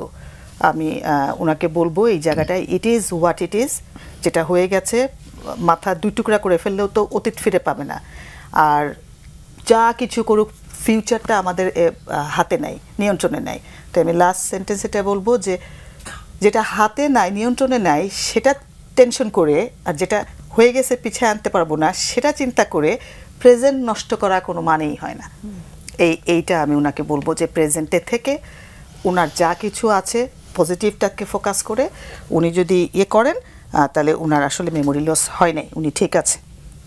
এবং 8 ঘন্টা ঘুম নিয়ে এত দুশ্চিন্তা। হ্যাঁ, উনি তো বললাম আমি আপা অনেক বড় করে পুরোটাই বলে ফেলেছে। না ঠিক আছে আপা, তোমার জন্য কিছু রাখিনি। না, আমি জাস্ট ওইখান থেকে দুইটা যে একদম স্পেসিফিক দুটো বিষয় দর্শক আপনাকে বলতে চাই। আমার যেটা মনে হয়েছে আপনার পুরো বিষয়টা থেকে, যে কোনো একটা অজানা স্ট্রেস আপনার মধ্যে আছে, এবং আপনার এটা থেকে আপনি যেভাবে বলছিলেন সেখান থেকে আমার প্রশ্নটা ওই জন্যই ছিল, কারণ আপনি যেটা বারবার বলছিলেন যে আপনার ঘুম ভুলে যান। এখন ভুলে যাওয়াটা অনেক কারণেই হতে পারে, এটা যে আমার মেমোরি নষ্ট হয়ে গেছে বলে তা না, এটা অনেক কারণেই হয়। তো স্ট্রেস থেকেও হয়, ডিপ্রেশন থেকেও হয়, আমাদের মনটা যখন খারাপ থাকে তখন অনেক রকম উপসর্গই হয়। তো আপাত দৃষ্টিতে এটা আমার মনে হচ্ছে। তো সেই জায়গা থেকে আমরা যেটা করতে পারি, আপা অনেকগুলা চমৎকার বিষয় আপনাকে বলেছে, তো সেই জায়গায় এতটুকু বলতে পারি যে একটু নিজের দিকে একটু যত্ন নেওয়া। আমরা বলবো যে আপনি যেমন আপনি অনেক দিকে আপনার ফোকাস থাকছে, হয়তো বা যেহেতু আপনি একটা ব্যবসা করছেন, সকাল থেকে রাত পর্যন্ত আপনাকে অনেকটা সময় দিতে হয়, স্টেজেও গান করতে হবে, আবার ওইখানেও আপনার এখন ইদানিং পারফরমেন্সটা ঠিক হচ্ছে না, এটা একটা স্ট্রেস তৈরি করছে। এবং এই জায়গার জন্য আমি বলবো যে একটু নিজের দিকে একটু যত্ন নেওয়া। ঘুম 6 থেকে 8 ঘন্টা, যেটা ম্যাডামও বলছিলেন, এটা এখন অনেকে আমরা দেখেছি 4 ঘন্টা ঘুমিয়েও সে হ্যাপি থাকে, আবার অনেকে আছে 10 ঘন্টা ঘুমিয়েও সে হ্যাপি না। একদম। তো এটা আসলে মাপার কোনো উপায় নাই, এটা নিজের স্যাটিসফ্যাকশনের উপর। তো যে মেনে নিতে পারে, আচ্ছা হয়েছে, ঘুম হয় নাই, কি হয়েছে, আমি কাজ তো আছে এটা করি, আর যে ঘুম থেকে ওটা মানতে পারে না, আমি তো ঘুমাইতে পারলামই না, তাহলে আসলে তার জন্য সারা দিনটাই যাবে। সো বিষয়টা আসলে চিন্তার। তো আমার মনে হয় আপনি যদি একটু খেয়াল করে দেখবেন, আপনি একটু চেক করে দেখবেন যে আপনি নিজের জন্য কোনো সময় রাখছেন কিনা, যেই সময়টা একটু বিশ্রাম নেওয়া, একটু আপনার একটু নিজের জন্য একটু বিনোদন করা, ফ্যামিলির সাথে আপনি একটু সময় কাটাতে পারেন, আপনি নিজের জন্য একটু সময় রাখতে পারেন। এবং আমরা দেখেছি যে স্ট্রেসটা যদি কেউ কমাতে পারে, তখন অন্য বিষয়গুলো আস্তে আস্তে ঠিক হয়ে যায়। আপাতত এইগুলো আপনি করতে পারেন। তারপরে যদি একদমই কোথাও এভাবে না হয়, তখন আপনি কারো পেশাদার কোনো মনোবিজ্ঞানীর সহযোগিতা নেন। ধন্যবাদ দর্শক। ওকে, একটু অ্যাড করতে চাচ্ছি। হ্যাঁ, ফোন আছে? হ্যাঁ, ফোন আছে। আচ্ছা, আমি একটু অ্যাড করতে চাচ্ছি, ওই যে মাইন্ডফুলনেস মেডিটেশনটা যদি করে, এটা অডিও আছে, কারো হেল্প নিয়ে অডিওটা যদি খুলে, মানে অনেকগুলো অডিও আছে, ছোট ছোট 3 মিনিটের 5 মিনিটেরও অডিও আছে। সো মাইন্ডফুলনেস মেডিটেশনে যেটা তুমি বললে যে past is gone and future is yet to come, future এখনও আসেনি, গতকালটা পেরিয়ে গেছে, তো কাজে প্রেজেন্টে ব্রেনটা থাকতে অভ্যস্ত না, ব্রেন পেন্ডুলামের মতো বিহেভ করে, পাস্ট থেকে গার্বেজ আনে আর ফিউচার নিয়ে ভয় দেখায় আমাদেরকে। So we need to retrain our brain যেভাবে ট্রেন্ড হয়েছে তাতে অসুবিধা হচ্ছে। সো রিট্রেনিং অফ দ্য ব্রেনের জন্য আমাদের মাইন্ডফুলনেস মেডিটেশনটা খুব ভালো কাজ দেয়। সো আমি এটা একটু রেকমেন্ড করবো আর কি দর্শক। Thank you. আমাদের একটা ফোন আছে বোধহয়। হ্যালো। হ্যাঁ, আসসালামু আলাইকুম। ওয়ালাইকুম সালাম। জি, আমি আসলে অনেকদিন থেকে চেষ্টা করতেছিলাম আপনার প্রোগ্রামটা আপনার সাথে একটু কথা বলার জন্য। Sure, thank you. আমি আসলে সময় সুযোগ করে উঠতে পারিনি। আমার একটা 9 বছরের বাচ্চা আছে, ক্লাস 4-এ পড়ে। 9 বছর। ছেলে না মেয়ে? আমার ছেলে। আমি গত 3 বছর থেকে আমার ফ্যামিলিতে একটু ক্রাইসিস, যে আপনি অনেক মারাতে পারে। আমি আসলে আমার সাথে আমার যে ওয়াইফ, তার সাথে আমি প্রেম করে সম্পর্কটা হয়েছে আমার। সে একটু অসহায় এতিম ছিল, তার স্টেপ ফাদার ছিল। সেখানে সে আমার সাথে কান্নাকাটি করে অনেক ইতিহাস, মানে সেটা আসলে মানে আপনার যদি রবীন্দ্রনাথ যেগুলো লিখতো, মানে কয়েক হাজার পেজ হইতো আর কি। তো গত 3 বছরে সে আমাকে অনেক কষ্ট দিচ্ছে, এবং আমি তার সবকিছুই মেনে নিচ্ছি। আমার অর্থনৈতিক ভাবে আমার কোনো ক্রাইসিস কখনো না, ফিজিক্যালিও নাই, কিন্তু সে বারবারই বিভিন্ন পরক্রিয়ায় জড়াইতেছে, এবং একাধিকবার না, মানে আপনার এক একটা নামে অন্তত 10-12 জন করে আছে। মানে আমি বিভিন্ন ভাবে অনেক গত 5 বছর থেকে তাকে, আমার বাচ্চাটা হওয়ার পর থেকে, আমি আগে এগুলো ফলো করতাম না, আমি কাজে কর্মে ব্যস্ত থাকতাম। আমি সকাল 11টা-12টায় বাসা থেকে বেরোতাম, দুপুরে আবার একটু বাসায় খাইতাম, আবার সন্ধ্যার পরে বেরোতাম। আমি মার্কেটিং এ কাজ করি, কিন্তু আমার অর্থনৈতিক অবস্থা মোটামুটি সচল। আমার একটা বনশ্রীতে আমি আমার একটা ফ্ল্যাট আছে, প্লাস আমার অর্থনৈতিক ভাবে আমার ভালো ইনকাম আছে, ওরকম ক্রাইসিস নেই। হ্যাঁ, ক্রাইসিস টোটালি নেই। আমি একাই থাকি, আমার ওয়াইফ, আমি, আমার বাচ্চাটা। আচ্ছা। তো সেখানে সে আমাকে মানে একটার পর একটা মানে শুধু এটা থেকে আমি তাকে চাইতেছিলাম যে একটু ভালো পরিবেশে বা পদ্মাশীল সমাজে আরো যারা 10 জন আছে তাদের সাথে মিলে একটু সুন্দরভাবে থাকার জন্য। আমি তাকে প্রতি শুক্র শনিবারে বাইরে খেতে যেতাম। এমন কোন দিন শুক্র শনিবার নাই গত 5-7 বছরে যে সময় আমি নেই। এবং তাকে আমি অলওয়েজ আমার ভালো একটা অ্যামাউন্ট আসলে তাকে 1 ভরি 2 ভরি 3 ভরি গোল্ড দিতাম। এবং প্রতি বছর এমনও বছর গেছে, এই যে 2015 মানে গত বছরও আমি তাকে 2বার আইফোন চেঞ্জ করে দিয়েছি। তো সেক্ষেত্রে আসলে আমি কোনো কিছুতেই তাকে কোনো ভাবে কোনো কিছু ক্রাইসিসে রাখিনি। আর আমার ফ্যামিলিতে আমার মা-বাবাকে, আমার বাবা মারা গেছে, আমার মা আছে, আমার মা আমার এখানে থাকে না, আমার বোনেরা থাকে অন্য জায়গায়। তো আমরা 3 জন মানুষই থাকি, কিন্তু তাকে অনেক চেষ্টার পরেও সে আসলে এগুলা মানতেছে না দেখে আমি আসলে মানে সে আমাকে ডিভোর্স দেওয়ার জন্য বারবারই প্যারেশান ছিল। ও ডিভোর্স চাইছে? হ্যাঁ, চাইছে, এবং অনেক জোরাজোরি করে সে একবার ডিভোর্স দিচ্ছে। এই ডিভোর্স দেওয়ার পরে ডিভোর্সটা ওই দিয়েছিল, স্ত্রী দিয়েছিল? ওই দিয়েছিল, ও আমাকে নিতে বাধ্য করছে। ওর মা 2 দিন আমার সাথে, আমরা আসলে মাঝখানে বলি আমি একটা পাসপোর্ট করছি ওরে নিয়ে আমরা কাশ্মীর ঘুরতে যাবো। এই সুযোগে ও কি করছে, ওর মা ওকে নিয়ে দেশের বাইরে চলে গেছে ডিভোর্স দিয়ে, এবং আমার থেকে টাকা পয়সা যেগুলো ডিভোর্স কাজী অফিসে ছবি উঠানো ছিল টাকা পয়সা নিয়ে গেছে। বাচ্চাকে নিয়ে ফিল করে না, ও বারবারই বলে বাচ্চার জন্য তো আমার জীবন শেষ করবো না। আমি বলি কেন? বাচ্চাকে নিয়ে যায়নি সাথে করে? না, বাচ্চাকে নিয়ে যায় নাই। বাচ্চার প্রতি তার কোনো মানে নাই, দায়িত্ব নাই যে বাচ্চা তোমার কাছে আছে ভালো থাকবে। আমি বাচ্চার সাথে কথা বলবো, বাচ্চার সাথে আমার যখন মনে চায় কথা বলবো। তো মালয়েশিয়া গিয়ে 6 মাস ছিল। 6 মাস থাকার পরে আমি প্রথম 1 মাস চিন্তা করলাম যে 1 মাসে দেখি চিন্তা করি সে আবার ফিরে আসে। 1 মাস পর্যন্ত আমি কথা বলতে দিচ্ছি, 1 মাস পর আর কথা বলতে দেয়নি। না দেওয়ার পরে সে মাঝে মাঝে আমাকে ফোন দিত। আমি আসলে তার প্রতি একটা মায়া ছিল, কারণ আমি আসলে তাকে বাবা স্নেহে, বোনের আদরে এবং মানে ওয়াইফ হিসাবে সব দিক থেকে আমি তাকে ভালোবাসতাম। এবং আমি রোজার মাসটাও, গত রোজার আগের রোজা 2023 ছিল, আমি রাতের বেলা সেহরি খাওয়ার সময় আমি রান্না মানে গরম করে নিয়ে তাকে মশারির ভিতরে খাওয়াইছি। এমনও আমার দিনটা গেছে। আমি আসলে মানে আমি আপনাকে বলি, মানে আমি জীবনে কখনোই কষ্ট করিনি। আমার জীবনে আমার ফ্যামিলি থেকে আমি কখনোই কোনো চাকরিও করিনি 1 মিনিটের জন্য। আমি মার্কেটিং কাজ করি। আমি হয়তো একটা কাঁচের গ্লাস ধরলেও সেটা স্বর্ণ হয়ে যেত, আল্লাহ ওইভাবে আমাকে দিত। আমি 5 ওয়াক্ত নামাজ পড়তাম, ফজর নামাজটা আমি কাজা করতাম। এখন গত 2 বছরে আমার এগুলি সব ভিন্ন ভিন্ন করে ফেলছে।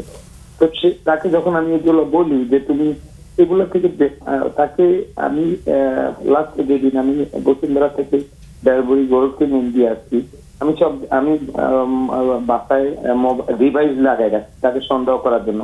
আমার কেন যেন সন্দেহ হইতেছে বাইরে কিছু একটা করতেছে। তখন ওই মোবাইলের রেকর্ডিং ডিভাইস কয়েকটা লাগানোর পরে আমি কনফার্ম হয়েছি যে সে কিছু একটা করতেছে। এবং সেখানে সে একটা ছেলের সাথে রেস্টুরেন্টে, একটা ছেলে জব করে, রেস্টুরেন্টে খায়, সেই রেস্টুরেন্টে ছেলের সাথে সে এত মাখামাখি হয়ে গেছে যে ওই ছেলের সাথে সে চলে যাবে, লেগে চলে যাবে। আমি তাকে 20 ভরি গোল্ড আমার কিনে দেওয়া হয়েছে, প্লাস তার নামে আমার বেশ কিছু অ্যাপ দিয়ে রেখেছিল, যেটা দিয়ে সে চলতো, 30-35 হাজার টাকা পাইতো। প্লাস আমার মানে ওইটাও আমি হিসাব করতাম না কখনো। তা আমি চিন্তা করতাম আমার একটা বাচ্চা আর আমার ওয়াইফ তার জন্য অ্যাপ করবে। আমি আসলে এগুলো না চিন্তা করার পরে আমি কিন্তু এমন না যে 24 ঘন্টা আমি বাইরে থাকি। আমি রাত 9টা 9:30 সর্বোচ্চ 10টার ভিতর বাচ্চা আসতাম, এবং ওদের নিয়ে শুক্র শনির বাইরেও সারা বছরই আমি ঘুরতাম। তো দেশের বাইরে যাওয়ার চিন্তা করার কারণে পাসপোর্টটা করছি। তো এই ক্রাইসিসের পরে আমি ওর থেকে FDR টাকাটা সরাই নিয়ে গেছি, এবং নেওয়ার পরে সে আমার কাছে তার গোল্ড ফোন ছিল, এগুলো তো আর নেই। তো মালয়েশিয়া থেকে আসার পরে সে মাপ টাপতে আসলো, ঠিক আছে আবার সংসার করবে। তারপরে কাজী থেকে আইনা আবার সংসারটা শুরু করছি বিয়ে করে। আচ্ছা, এরপরে সে এখন আসার পরে সে উদাসীন, সে চাকরি করবে, সে কি করতে বিভিন্ন জায়গায় চাকরি ট্রাই করে। আচ্ছা, আমাদের তো একটু সময় সংক্ষিপ্ত থাকে, মানে এই কথাগুলো কবেকার কথা আমরা শুনছি? এটা আসলে আমার ক্রাইসিসটা 2023 মার্চ থেকে শুরু হয়েছে। আমরা যখন কক্সবাজার গেছি, তার সাথে একটা ছেলের রুমে আমার মোবাইলটা পানিতে পড়ে গেছে। পানিতে পড়ে যাওয়ার পরে আমি তার মোবাইলটা নিচ্ছি, তার 2টা মোবাইল, আমার একটা মোবাইল। তখন আমার সিমটা ওই মোবাইলে ঢুকানোর পরে আমরা যখন ঘুরতেছি, হুট করে মোবাইলে ছবিতে উঠেছি। তারপরে আপত্তিজনক একটা ছেলের ছবি সহ তার রুমে তার মায়ের বাচ্চা পাশে, তার মায়ের বাচ্চা থাকে আমার বাসা থেকে 10 মিনিটের রাস্তা। ওই বাচ্চায় তার মা থাকে দেখতে বাইরে, মালয়েশিয়া চাকরি করে। তো সেখানে সেই বাচ্চাটা ফ্রি থাকে, সেখানে সে যায় ওই বাসায় যাইতো, যেটা বলি। তো ওই আপত্তিকর জিনিসটা ধরার পর আমার ব্রেনটা আসলে ঠিক থাকে না। আমি তাকে বিভিন্ন ভাবে কথা বলছি, তার মায়ের বাসায় পাঠাইছি। এরপরে যাই মাপ টাপটা এসে আসলে, কিন্তু এরপরে সে কোনোভাবে আর এটা মানে দেখি দিনের পর দিন আমি ভাবছি যে ঠিক হয়ে গেছে। দিনের পর দিন একাধিক 1 জন 2 জন 5 জন 10 জন তার 100 জন মোবাইলে বিভিন্ন লোকজনের সাথে লিঙ্ক। তো আমি আসলে এরপর বললাম না, মালয়েশিয়া থেকে আসার পরে আবার তার সাথে আমার সংসার তো হইলো। এরপরে সে এখন উদাসীন, সে বিদেশে যাবে, আবার চাকরি করবে, ভালো লাগে না। পাসপোর্টটা তার মার বাসায় দেখে আসছে, আবার নতুন করে পাসপোর্ট করছে। এরপরে সে হুট করে একদিন কি আমার বাসা থেকে গোল টোল গুলো কাপড় চোপড় গুলো নিয়ে আস্তে আস্তে ওর মার বাসায় আসছে। আমার ছেলেটাকে নিয়ে আমি ওই গেছি, আমার বাসায় একদিন থাকলে 3 দিন তার মার বাসায় যায় থাকে। ওই মায়ের বাসায় কেউ থাকে না, তার বোন একটা থাকে, সে বাইরে ঘুরে ফিরে, তার ভাই ছোট ভাই থাকে, বাবা বাইরে থাকে ইস্তেফাদার। আচ্ছা, এখন বর্তমানে কোথায় আছে স্ত্রী? বর্তমানে সে মালয়েশিয়া যাওয়ার পরে 2023 মালয়েশিয়া গেছে, 2024 আবার মালয়েশিয়া গেছে। গেছে শ্রীলঙ্কা এবং মালদ্বীপ। 2024 নভেম্বরে গেছে, 18 তারিখে। মানে এখন কোথায় আছে? এখন আবার শ্রীলঙ্কা চলে গেছে। শ্রীলঙ্কাতে কি করছে, কাজ করছে কোনো? আমি বলি আপনাকে, ওই যে একটা ইয়াতে আপনার বাড্ডা লিংক রোডে একটা ট্রাভেলস আছে। আচ্ছা, অত নাম বলার দরকার নেই, আমরা পরিচিতিটা বলতে চাই না তো। আমি যেখান থেকে সে এই মাফিয়া লাইনটা পাইছে, এবং সে যে মানে তাকে ওইখানে সে আমাকে বলছে যে গোল্ড বিদেশে গোল্ড আনলে নিলে বিদেশ থেকে লোকজন পাঠাইলে ওই যে মাফিয়াদের সাথে, যেটা আমি ফ্র্যাঙ্কলি বলি, লোকজনকে ইয়াতে শ্রীলঙ্কা বা মালদ্বীপ ওইদিকে দিয়ে আসে, পাচার করে দিয়ে আসে, লিবিয়াতে দেয়া, এই ধরনের লিঙ্কে সে জড়িত। আমাকে বলছে, আমি বলছি বাবা আমার যতটুকু আছে অতটুকু দিয়ে আমি সারা জীবন আমার ছেলেকে। আচ্ছা, আমরা একটু সংক্ষিপ্ত সময়ের জন্য আমি সরি, আমি ইন্টারাপ্ট করছি। এখন এই মুহূর্তে স্ত্রী কোথায় আছেন? এই মুহূর্তে সে আবার শ্রীলঙ্কা গেছে এই মাসের 1 তারিখে, মানে ফেব্রুয়ারি জানুয়ারির, এখন তো ফেব্রুয়ারি চলে, ফেব্রুয়ারির 1 তারিখে সে আবার শ্রীলঙ্কা চলে গেছে। শ্রীলঙ্কায় চলে গেছে। ওই ট্রাভেলসের লোকজনদের সাথে তার একটা বাইরে কিছু একটা আনা নেওয়া, মানে বুঝেছি। আর ও ছেলেটা বাচ্চাটা বাবার কাছেই? বাচ্চাটা আমার কাছে, আমি একাই থাকি। ওর বয়স কত ছেলেটার? ওর বয়স 9 বছর পড়ছে। ওকে আমি একাই পালতে হয়, একাই করতে আমার আর কেউই নেই। আচ্ছা, মানে এটা বিয়ে হয়েছে কত বছর? বিয়ে হয়েছে 2011 সালে। 2011, তার মানে প্রায় 24, মানে 13 বছর পার হয়েছে আর কি। সো এমনি প্রথম দিক থেকে প্রথম থেকেই কি সম্পর্কে টানাপোড়েন ছিল নাকি পরে শুরু হয়েছে? আমার সম্পর্কে টানাপোড়েন ছিল না, কিন্তু তাকে আমি মাঝে মধ্যে সন্দেহ করতাম। সেই সন্দেহটা আমি মানে আবার বলতাম যে তুমি কথা বলো কাউকে, বা লুকে টুকাই করতো। মানে প্রথম থেকে সন্দেহটা কাজ করতো না, প্রথম থেকে সন্দেহ কাজ করলো। আমি তখনও কখনো তাকে আমি প্রচন্ড ভালোবাসতাম। মানে মোট কথা সন্দেহটা কাজ করেছে, তাই তো? কাজ করতে, কিন্তু সেটাকে আমি কখনোই পাত্তা দিই নাই। যখনই আমি ঠিক আছে, বুঝতে মানে পেরেছি, মাথায় ডিভাইস লাগাইছি, কনফার্ম হইছি 100%, এরপরে আমি তার বসুন্ধরা থেকে আসার পরে গোল্ড কিনে দেওয়ার পরে তার 2টা পায়ে ধরে কোরআন শরীফ এনে দিচ্ছি। না ঠিক আছে, আমরা তো ডিটেইলে না যাই। আর আমার একটা প্রশ্ন ছিল যে মানসিকভাবে তো দূরত্ব হয়েছিল, শারীরিক ব্যাপারটা ঠিক ছিল? শারীরিক সম্পর্কটা আমি শারীরিক ব্যাপারে ঠিক ছিল, আমার 100% শারীরিক ব্যাপারে ঠিক ছিল। আমি তাকে বারবারই বলতাম আমার কোনো কি সমস্যা। এবং বিলিভ ইট অর নট, আমি মানে আমি ফজর নামাজটা কাজা করতাম, বাকি 5 ওয়াক্ত নামাজ করতাম।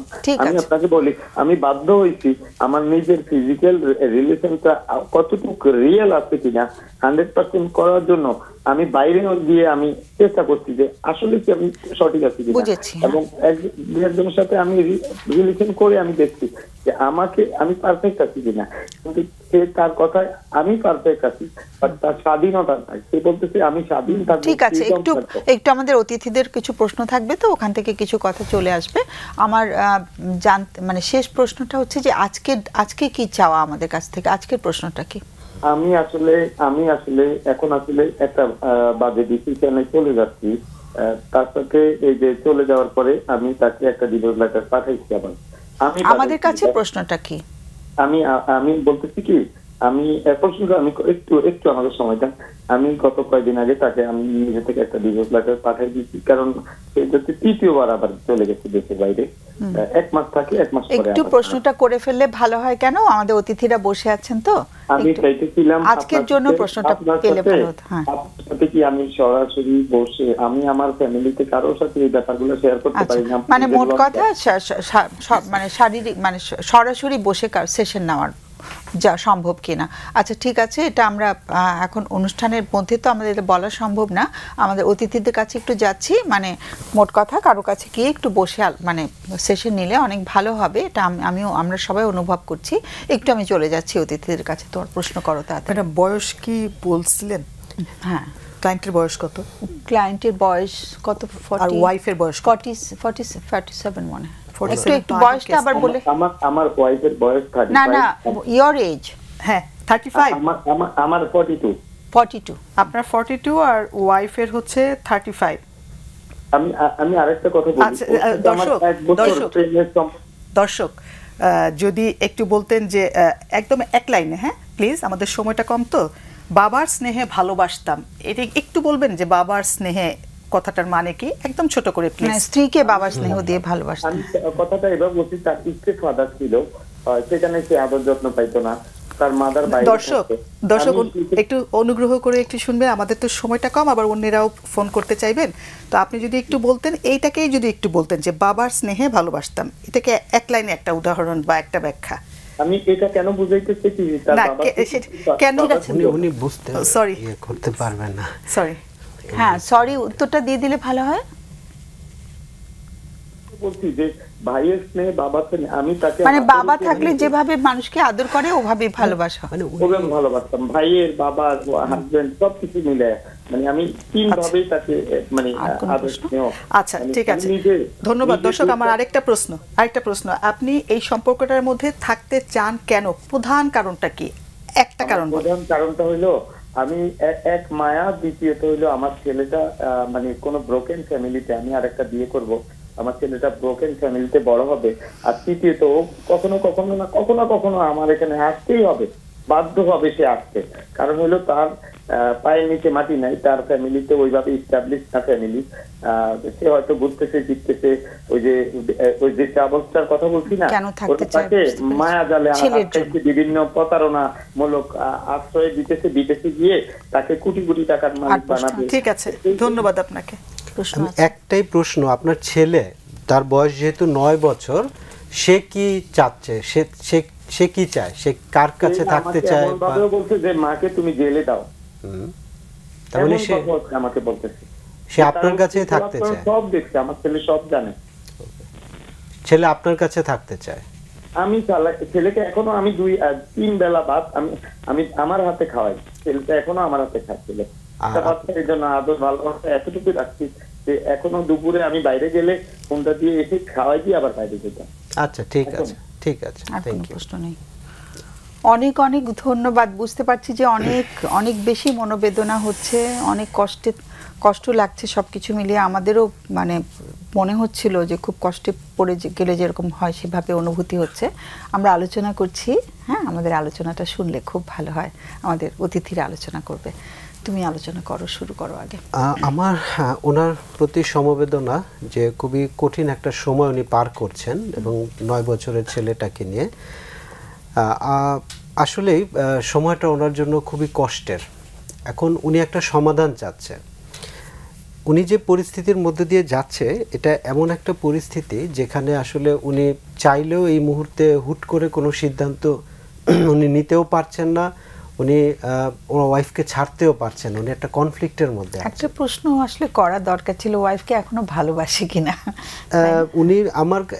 আমি আর প্রশ্নটা আমার জায়গা থেকে করার মনে হয় না, কারণ উনি যে বাবার মতো ভালোবাসা যখন বলছিল, তখন আমি বুঝতে পারছিলাম উনি হয়তো গভীরতাটা বোঝাতে চেয়েছে যে উনি ওনাকে কতটা ভালোবাসে। মানে এত কিছুর পরেও এখনো ভালোবাসাটা কাজ করছে কিনা, হয়তো বা আমরা জানতে শ্রদ্ধা কাজ করছে কিনা। তো ওই শব্দগুলো যখন বলছিল, আমি ধারণা করে নিচ্ছিলাম যে উনি গভীরতাটা আমাদের বোঝাতে চাচ্ছিল, তার মানে। এবং উনি ডিভোর্স লেটার, ওনার ওয়াইফ ডিভোর্স লেটার পাঠিয়েছে, কিন্তু উনি এটা নিয়ে এখন কি করবে বুঝতে পারছেন। এবং শেষে উনি আবার বললেন, ওয়াইফ না, উনি পাঠিয়েছেন, কিন্তু উনি ওয়েট করছেন যে দিন শেষে তার কাছেই ফিরতে হবে।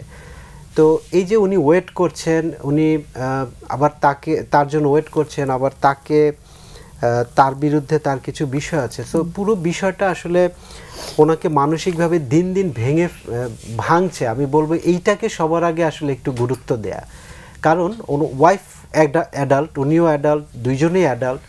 ওয়াইফ তার মতো করে একটা কিছু ভাবছে। আমরা যেহেতু ওয়াইফের কথাটা জানি না, তো ওনার বিষয়টা আমরা আলাপ করব না, তো নিশ্চয়ই ওনার কোনো ভাবনা আছে। তো এই মুহূর্তে দর্শক যিনি প্রশ্ন করেছেন, উনি যেহেতু কারো সাপোর্ট নিতে চান, আমরা সাপোর্ট দেই। তো সেটা ওনার জন্য পরামর্শ, উনি কোথাও যদি উনি আমাদের সাথে যোগাযোগ করার চাইছে, কারোর সাথে বসে, তো সেক্ষেত্রে উনি বসতে পারেন, বা অনেক জায়গায় আমরা সাপোর্ট দিয়ে থাকি, তো সেটা করতে পারেন। পাশাপাশি আমি বলবো এই মুহূর্তে যে মানে কোনো সিদ্ধান্তে না গিয়ে আপাতত পরিস্থিতিটা একটু বিশ্লেষণ করা, কারণ উনি আসলে কি চায় এটা খুব গুরুত্বপূর্ণ। আমি কি চাই এটা সবার আগে আসলে খোঁজা, এবং সেটা একটু নিজের সাথে কাজ করা। এই মুহূর্তে এইটুকু একটু ক্লিয়ার হওয়া, কারণ এটা এমন একটা বিষয়, আমরা চাইলে এখনের একটা ডিসকাশন থেকে উনি কোনো কুইক ডিসিশনও নিতে পারবেন না।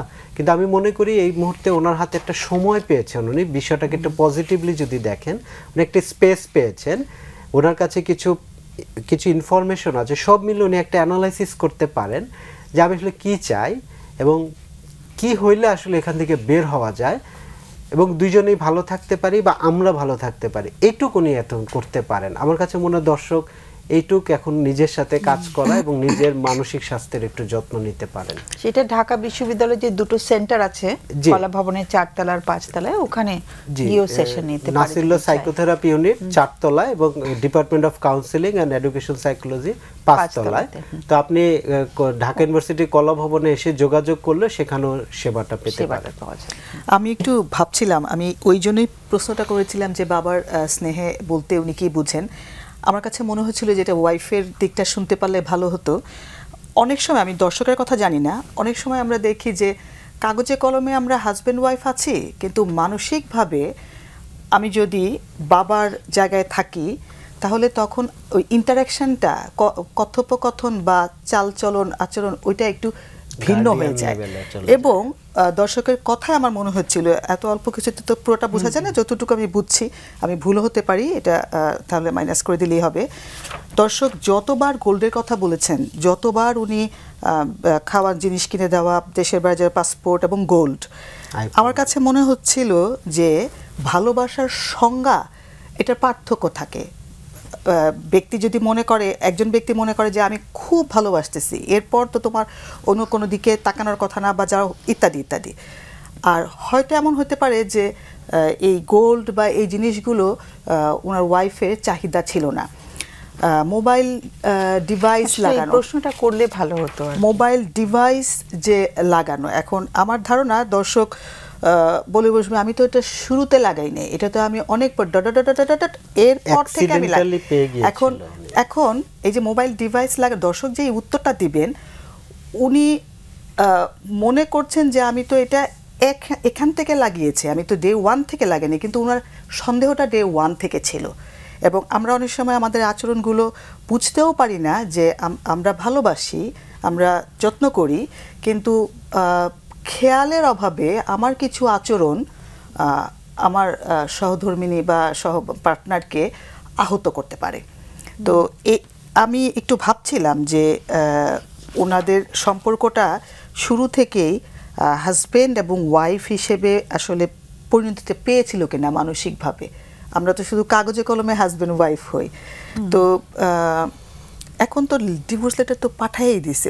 ওনার প্রশ্নটা কি ছিল ম্যাডাম? ওনার প্রশ্নটা ছিল যে উনি সাপোর্ট চাইছে, যেটা আর কি চাওয়াটা বলছিল যে আমি কারোর সাথে সরাসরি বসে কথা বলতে পারি। উনি কিন্তু লেটার পাঠিয়ে দিয়েছেন। না, এখন সেই প্রশ্নটা করেনি, প্রশ্নটা করছিল যে আমি বসতে পারি কিনা কারোর সাথে। ওয়াইফ কিন্তু ডিভোর্স চায় এবং এটা হচ্ছে ওয়াইফ চায়, উনি পাঠিয়েও দিয়েছেন। আবার উনি যে পাঠাইলেন, মানে ডিভোর্স নিয়ে প্রশ্নটা ছিল না, না প্রশ্নটা ছিল যে তার খুব কষ্ট হচ্ছে, স্ত্রীকে এখনো ভালোবাসে অনেক, তো কাজে স্ত্রীকে তো আছে ওনার যে দিন শেষে ওনার কাছে আসবে এরকম একটা উনি হোপও আছে। তো যাই হোক, মানে তার মানে স্ত্রী যে চলে যাচ্ছে বারবার, স্ত্রী যে অন্য কারোর সাথে সম্পর্ক করছে, সেখান থেকে অনেক ব্যথা, অনেক আহত হয়েছে সে, তো সে কারোর সাথে সেশন নিতে চাচ্ছে, সেটাই বলছে আর কি। আর সম্পর্কগুলো ওই স্ত্রী যে অন্যের সাথে যে 10-12 জন না, সেটা কি একদম রোমান্টিক রিলেশনশিপ নাকি এমনিতে অনেকের ব্যক্তিত্বের বৈশিষ্ট্য থাকে না খুবই বহির্মুখী, সেটা আমি জানি না। আমার মনে হয় ওনার কারোর সাথে বসলে ভালো হবে। ওকে, তাহলে তো তোমরা মোটামুটি ভাবে মানে একটু বললে। আমাদের ছোট্ট একটা ইমেল পড়তে পারি কি ফাঁকে? আচ্ছা, তাহলে আমরা একটা চিঠি পড়ি, হ্যাঁ, কারণ অনেক দিন আমাদের চিঠি পড়া হয় না, তো যেহেতু একটু সময় আছে হাতে, আজকে চিঠি পড়ি। অনেক বছর আমাদের হয়ে গেছে চিঠি পড়া হয় না। সো এই প্রবাসে থাকা একজন মানুষ চিঠিটা লিখেছে। সো আমি একজন প্রবাসী, স্ত্রী সহ প্রবাসে থাকি, বিয়ে করেছি 8 বছর। দর্শক, আমরা একটা চিঠি পড়ছি অনেক দিন পরে, একটু ভিন্নতা আনার জন্য। বিয়ে করেছি 8 বছর, আমাদের কোনো সন্তান হয়নি। আমার স্ত্রী আমাকে সন্দেহ করেন। বিগত কয়েক মাস আমরা উল্টোটা পাচ্ছি, একটু আগে শুনছিলাম স্বামী স্ত্রীকে সন্দেহ করছেন। যাই হোক, ওটা হয়তো অমূলক ছিল না। বিগত কয়েক মাস ধরেই সন্দেহের প্রবণতা মারাত্মক আকার ধারণ করেছে। সে মনে করে আমার অন্য মেয়েদের সাথে সম্পর্ক হয়েছে, এমনকি আমার আত্মীয় স্বজনদের নিয়েও আমাকে সন্দেহ করে। এ নিয়ে আমাদের মধ্যে প্রায় ঝগড়া বিবাদ হয়, এমনকি তা হাতাহাতির পর্যায়ে চলে যায়। এমতো অবস্থায় আমাদের কি করা উচিত? অনেক তথ্য আমরা জানতে পারবো না, যেহেতু চিঠির মধ্যে জানতে পেরেছি। উনি জানবে কিভাবে ম্যাডাম আপনি যে আলাপ করছেন? সেটা দরকার নেই, এটা সব দর্শকদের জন্য, অন্যদের জন্য আচ্ছা সরি সাপোর্ট হতে পারে। হ্যাঁ, আমরা যিনি চিঠি লিখেছেন তার নামটা উল্লেখ করছি না আর কি। জি জি, বলবো সজি? উনাদের একটা ইন্টারাকশন প্যাটার্ন জানতে পারলে মানে যেই দর্শকরা শুনছেন দেখছেন প্রোগ্রাম, ওনাদের উদ্দেশ্যে বলছি যে একটা যদি ইন্টারাকশন প্যাটার্ন একেবারে পুরা, আমি এটা বললাম তুমি এটা বললা, আমি এটা বললাম তুমি এটা বললা, এরকম করে যদি পুরাটা দেখা যায়, তাহলে ওখানে দুইজনই হাজব্যান্ড ওয়াইফ দুজনই দেখতে পারেন যে কোন কথাটা, ধরেন আমি একটা কথা বলছি, কথাটা আমি মিন করে বলিনি। এটা মেয়েদের মধ্যে, এটা আমি দেখেছি ম্যাডাম, বিশেষ করে মেয়েদের মধ্যে খুব থাকে যে মনের মধ্যে একটা কিন্তু মুখ দিয়ে বলতেছে আরেকটা। সরি টু সে ক্লিয়ার, স্ত্রী সন্দেহ করছে, স্ত্রী সন্দেহ করছে। তো এমনটা হইতে পারে যে স্ত্রী ধরেন একটা ফোনে একটা টেক্সট করলো বা কিছু একটা, ওটা তো একটা পরকীয়া, একটা সেক্সুয়াল রিলেশনশিপ কিচ্ছু না, কিন্তু ওইটা ব্যক্তি পছন্দ করলো না, কিন্তু ওইটা বলার সময় এমন একটা বাক্য করে বলবে, হাজব্যান্ড রিয়েক্ট করে উঠলো। তো এই ইন্টারাকশনটার মধ্যে দুইজনেরই, ধরেন ফর এক্সাম্পল স্ত্রী, উনি একটু সেকেন্ড লুক দিতে পারেন যে উনি কিভাবে বলছেন এবং সেটার প্রভাবটা কি পড়ছে, কোনো এভিডেন্স আছে কিনা, হাজব্যান্ডকে আসলেই কোনো, মানে এটা হাজবেন্ড চিঠি লিখছে, চিঠিটা হাজব্যান্ড লিখেছে না, আমি ভাবছিলাম তোমার হাজবেন্ডের জন্য কোনো বক্তব্য আছে কিনা, যেহেতু চিঠিটা হাজবেন্ডের পক্ষ থেকে এসেছে। হাজব্যান্ডের জন্য বক্তব্য হচ্ছে, হাজব্যান্ড যেহেতু চিঠিটা লিখেছে, আমার মনে হচ্ছে যে উনি যদি পরকীয়া করতেনি তাহলে চিঠি লিখতে যাবেন কেন, বেচারি তো দুঃখ নিয়ে চিঠিটা লিখছেন। সেক্ষেত্রে আমি বলতে চাই হাজব্যান্ডকে যে পরিষ্কারভাবে ওয়াইফকে জানায় দেওয়া, এবং এত পরিষ্কারভাবে জানায় দেওয়ার পরে এরপরে আর পাত্তাই না দেওয়া। পাত্তা মানে ওই টপিকসে যদি কথা বলে, আমি তো তোমাকে বলেছি একবার যা বলার, একদম ফার্ম ভয়েসে বলে উনি উনার কাজ করবে। ওই টপিকসটাতে উনি আর বারবার করে না ঢোকা, বারবার করে উনি ঢুকবে না, রিঅ্যাক্ট করবে না।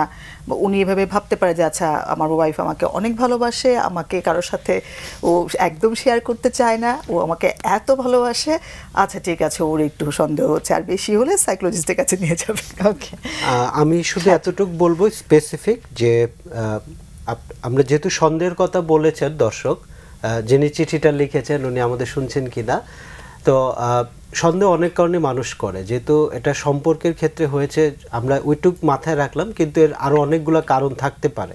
যেমন আমরা বলি ডিলিউশন একটা রোগ আছে, এই রোগে থাকলেও অনেকে সন্দেহ করেন, কারণে অকারণে সন্দেহ করেন। যেহেতু আমরা পুরো পিকচারটা জানি না, তো আমার মনে হয় যে এটা নিয়ে কথা বলা, পরিষ্কার করে তার সাথে কথা বলা, সব কিছু বলার পরেও যদি আপনি আপনার জায়গা থেকে ঠিক, যদি বলি যে আপনি খুবই পরিষ্কার এবং আপনি পরিষ্কার এবং আপনি জানেন যে কিছু করছেন না, নিজের কাছে অনেস্ট, তারপরেও যদি এটা কন্টিনিউ চলতে থাকে, তাহলে আমাদের যেটা করতে হবে যে আপনি একটু আপনার ওয়াইফকে নিয়ে আসলে কোথাও একটু, আমি মনে করি যে এটা একটু সিরিয়াসলি নেওয়া, যে ওনার আর কোনো বিষয় নিয়ে, এবং এটা চেক করা যে উনি কি শুধু আপনাকে নিয়ে সন্দেহ করছেন না আরো কিছু বিষয় নিয়ে উনি সন্দেহ করছেন। সো তখন কিন্তু এটা প্রবণতাটাই কি আছে কিনা, ওইটা ওনার আগেও ছিল কিনা, এরকম হইলে না একটু ডিলিউশন হইলে একটা রিফ্লেকশন ইমেলে থাকতো। উনি তো খুবই ছোট ইমেল লিখেছেন, কিন্তু আমরা ওই সম্ভাবনাটাকে আসলে উড়িয়ে দেওয়াটাও ঠিক হবে না, কারণ হচ্ছে আমরা তো আর জানি না, কারণ এটা ট্রেটে থাকতেই পারে, যে কোনো সময় এটা ট্রিগার করতেই পারে। তো সেই জায়গা থেকে ওনার জন্য যে একটু এটা মাথায় রাখা, যদি দেখে যে সবাই এবং অন্যরাও তাকে কিভাবে অবজার্ভ করছে, তার ওয়াইফকে আসলে অন্যরাও কিভাবে দেখে, তাদেরও কোনো অবজারভেশন আছে কিনা, যদি এরকম কিছু থাকে তখন এটা নিয়ে আরেকটু ওনাদের আগাতে হবে। বাট এই মুহূর্তে যেটা আপা বললেন যে উনি আসলে নিজের কাছে কতটুকু ক্লিয়ার এবং ওয়াইফের সাথে এটা নিয়ে পরিষ্কার কথা বলা, তারপরেও যদি থাকে তখন একটু এটা চেক করা যে এটা কি অন্য দিকেও ছড়িয়ে গেছে কিনা, তখন একটু চিকিৎসা প্রয়োজন হতেই পারে। হাজবেন্ডের জন্য একটা কথা বলতে পারবো? শিওর, তাড়াতাড়ি। উনি প্রথমত হচ্ছে যে সাজুর সাথে একমত যে চেক করা যে উনার কোন বিহেভিয়ার ওয়াইফকে সন্দেহ দিচ্ছে, আর যদি উনি একদম কনফার্ম থাকে তাহলে আমি বলবো যে ওই এক্সপেকটেশনটা কমানো, যে ওয়াইফ আমাকে পুরোপুরি বুঝবে, পৃথিবীতে কেউ পুরোপুরি বুঝবে না, এই এক্সপেকটেশনটা কমানো, তাহলে প্রত্যাশাটা কমিয়ে রাখতে হবে। তাহলে আর ওই যে উনি মারামারি করে কেন, রাগে বুম হয়ে মারামারি করে, তাহলে মারামারি হবে না। ওকে, দুজনকে অসংখ্য ধন্যবাদ। আমাদের শেষ করতে হবে, শেষ ঘন্টা বেজে গেছে। সুপ্রিয় দর্শক, এবার বিদায় নিতে হবে, একেবারে শেষ হয়ে গেছে সময়, আজকে চট করে সময়টা চলে গেল। আর আমরা আগামী অনুষ্ঠানের বিষয়বস্তু রেখেছি যে শিশু যখন পরিবারের কোনো সদস্য দ্বারা বা পরিবারের বাইরেও হতে পারে, পরিবারের কোনো সদস্য দ্বারা যৌন নিপীড়নের শিকার হয়, পরিবারের সদস্য হতে পারে, আত্মীয় স্বজন হতে পারে, একেবারে পরিবারের ভেতরে কোনো সদস্য হতে পারে, তাদের কারো দ্বারা যৌন নিপীড়নের শিকার হয় এবং সেটি যখন জানাচ্ছে পরিবারের সদস্যদের, তখন সে কোনো সাপোর্ট পায় না পায় যদি সেখান থেকে, তাহলে তার কি কি ধরনের মানসিক স্বাস্থ্য ঝুঁকি হতে পারে। সে কী ধরনের মানসিক স্বাস্থ্য ঝুঁকির মধ্যে পড়ে যেতে পারে, কারণ সে বিশ্বাস করাতে পারেনি কাউকে, বা সে বলার পরেও তারা কোনো পদক্ষেপ নেননি। সেরকম অবস্থায় এই শিশুরা কী ধরনের মানসিক স্বাস্থ্য ঝুঁকির মধ্যে পড়ে যেতে পারে, সে বিষয় নিয়ে আগামীতে আমরা আলোচনা করব। সে পর্যন্ত সবাইকে অনেক ধন্যবাদ এবং শুভকামনা জানিয়ে শেষ করছি। শুভরাত্রি।